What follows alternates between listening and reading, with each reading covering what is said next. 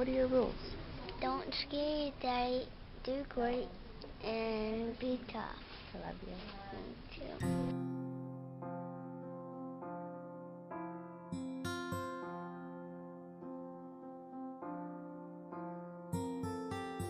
We planned both of our first two.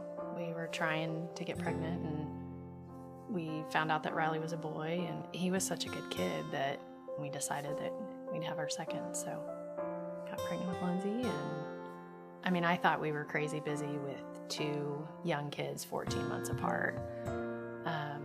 But when we threw Bryce in the mix, wow. We got to the sonogram pretty quickly. We found out we were having a boy, and we were excited. I was happy, and then something happened. I don't know if it was the look on her face or the fact that she just really kind of stalled in one area, but I just kind of felt like something wasn't right. So she brought the doctor back in, and they spent quite a lot of time taking measurements and, looking at him, and finally said to us, your baby has hypoplastic left heart syndrome.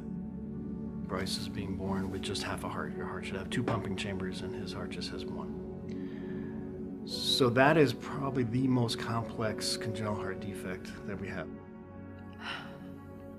One of the worst days of my life, probably. So they got this news at 20 weeks, and it's devastating. I feel like just all of the joys of the pregnancy just kind of came to a screeching halt. To be honest, I found myself daydreaming more about what his funeral would be like than I did what his nursery was going to look like. So you have to be realistic with them and tell them that it's going to be tough, but that there are options, there is hope, and for someone like Bryce, the chances are in his favor that he can get through this, especially with a supportive family, and that there's going to be a lot of support offered to them. So I started having more hope that maybe there was a future for Bryce and maybe he would survive.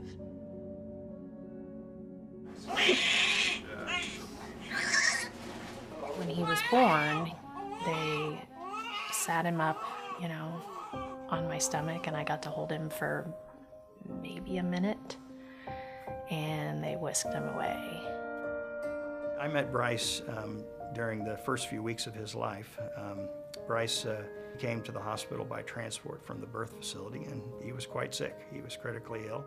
You hand over your child for open heart surgery, and you're literally putting his life in this man's hands. We took care of Bryce. I think he had his surgery on about the 8th or 9th day of life, and he had a pretty rough surgical day. He was in the operating room for a long time, and did ultimately quite well, but he had many hurdles that he had to clear. That first surgery is the biggest hurdle. Then getting through the next week, then getting through the next month, and every day the hurdles are getting smaller. So by the time he gets to his second surgery, it's 6 months, and then the third surgery later on, the hurdles are much smaller. His surgeon, really can't even describe.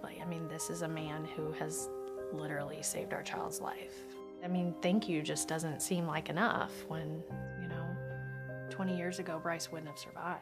So much of the treatments for congenital heart disease have come about just recently, within the last few decades.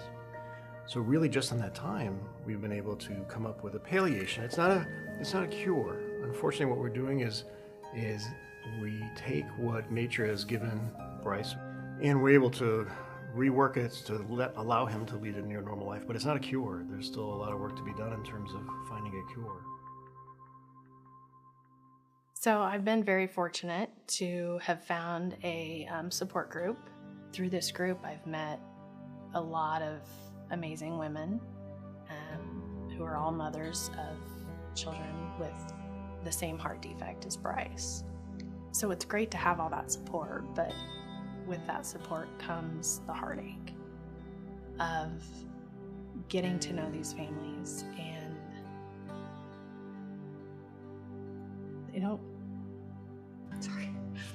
they don't all make it.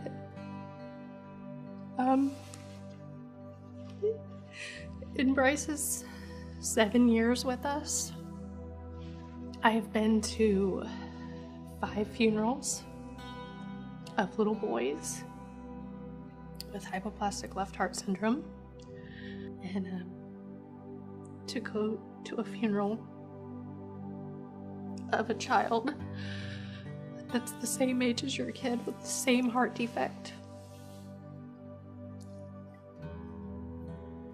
There are no words. I mean,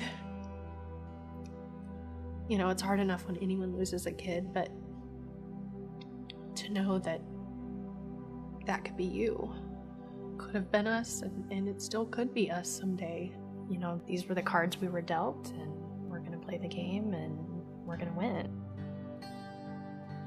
When I grow up, I want to be a dirt bike rider. You know, his passion is motorcycles, and he loves it.